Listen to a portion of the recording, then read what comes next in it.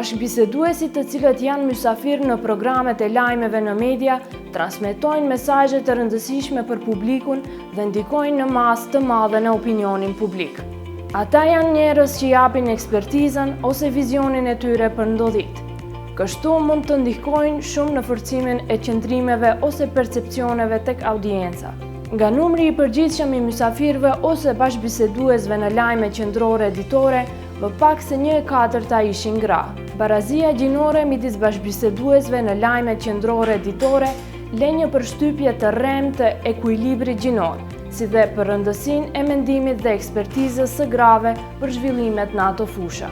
Në vendin ton, 2/3 e bashkëbiseduesve në emisionet e debatit ishin burra, që do të thotë se mendimi i tyre përfaqësohet me më së shumti në mediat dhe i servohet publikut.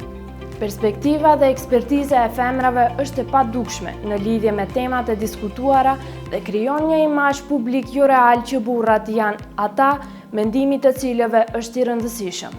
Është e rëndësishme të sigurohet edukim gjinor për punonjësit e mediave dhe të krijohet një politike përfaqësimi të barabartë të grave si bashkëbisedues dhe eksperte për të zvogëluar diskriminimin gjinor.